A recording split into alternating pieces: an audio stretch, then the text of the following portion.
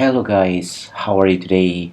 Balik lagi ke channel ini, dimana kalian akan belajar bahasa Inggris. Dan di episode kali ini, sesuai dengan yang gue janjiin, gue akan coba bahas academic writing mengenai complex sentence. Oke, di awal banget, gue sudah pernah singgung mengenai complex sentence. Dan complex sentence itu, dia terdiri dari satu independent clause dan satu lagi dependent clause. Jadi satu independent clause dan satu dependent clause. Dan ada 3 tipe complex sentence ya. Yang pertama complex sentence with adverb clause, complex sentence with adjective clause, dan complex sentence with noun clause. Oke, gua akan coba bahas satu persatu ya. Oke, yang pertama adalah complex sentence dengan adverb clause. Jadi, kita sudah tahu ya bahwa untuk membentuk complex sentence diperlukan independent clause dan dependent clause. Dan untuk membentuk dependent clause, kalian butuh yang namanya subordinator. Nah, untuk membentuk complex sentence dengan adverb clause, kalian butuh subordinator seperti when, ya, di sini udah gue tulis. Kemudian ada while, because, although, ya, kemudian ada if, so, dengan that. Nah, jadi contohnya seperti ini. Although women in the United States could own property, they could not vote until 1920. Jadi setelah although, ya ini adalah dependent clause, ya. Kemudian setelahnya adalah independent clause.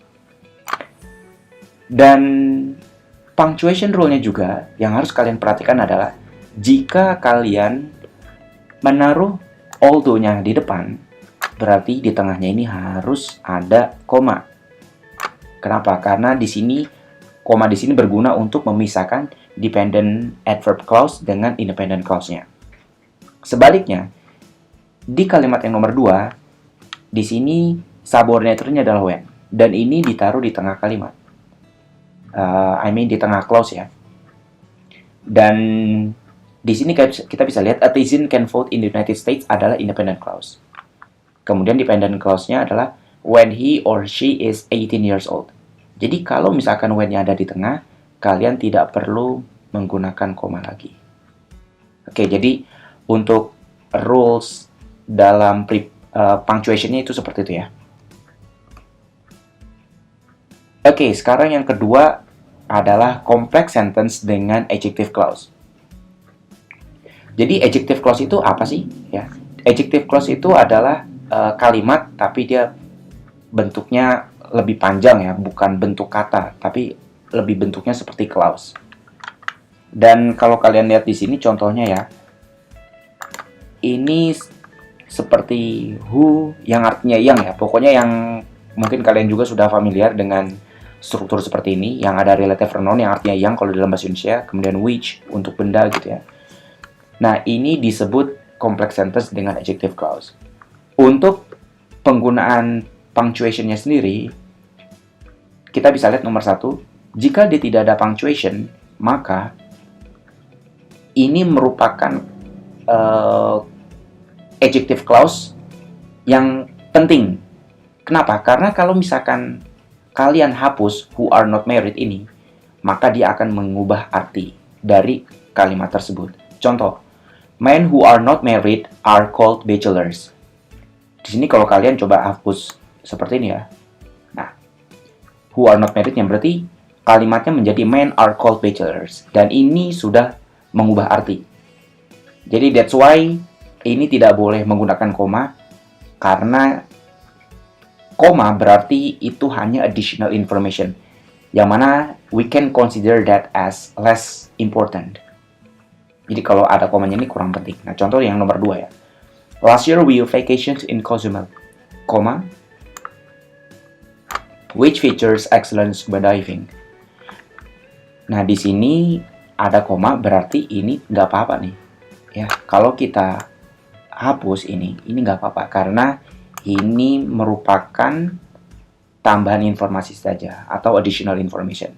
Jadi sebenarnya kalau kita cuma bilang seperti ini aja nih, ya last year we vacationed in Cozumel, itu sebenarnya udah nggak apa-apa, that's fine. Ya, jadi tambahan informasi ini kurang penting dan bisa dihapus karena tidak akan merubah makna kalimat ini. Jadi that's why kita perlu koma. Yaitu untuk punctuation rule dalam complex sentence with adjective clause. Oke, sekarang yang terakhir adalah complex sentence dengan noun clause.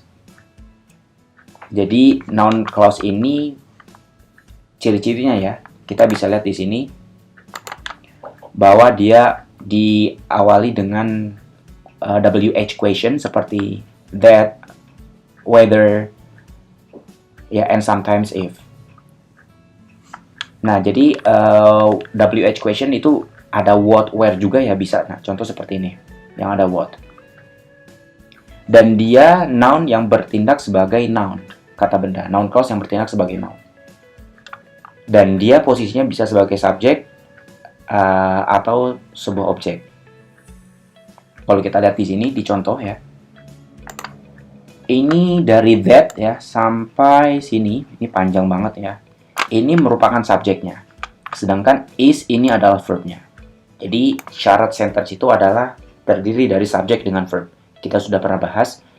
Dan subjek ini panjang banget. Dan subjek yang panjang ini disebut noun clause. Karena posisinya di depan ya. Nah, kalau yang nomor 2, ini posisinya sebagai objek. Karena dia berada setelah kata kerja, yaitu noun. Jadi what clause it ini adalah objeknya. Oke, nah sekarang gua punya exercise buat kalian. Nah, tadi kita sudah mengidentifikasi, sudah mempelajari jenis-jenis dari complex sentence. Dan juga gua udah kasih beberapa contohnya.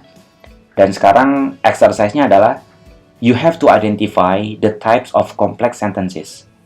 Jadi kalian harus identifikasi complex sentence tipe apa ini. Apakah complex sentence with adverb clause, apakah complex sentence with adjective clause, atau noun clause.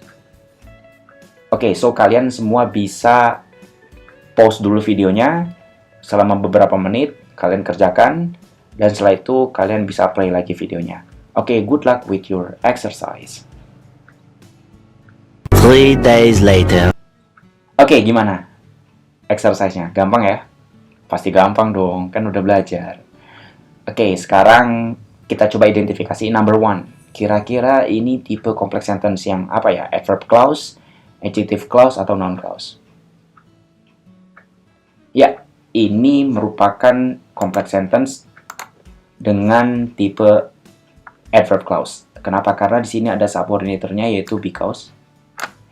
Kemudian kita cek lagi nomor 2. Ya, ini jawabannya adalah adverb clause juga karena ada when subordinator-nya. Ya, jadi when ini merupakan subordinator dari adverb clause.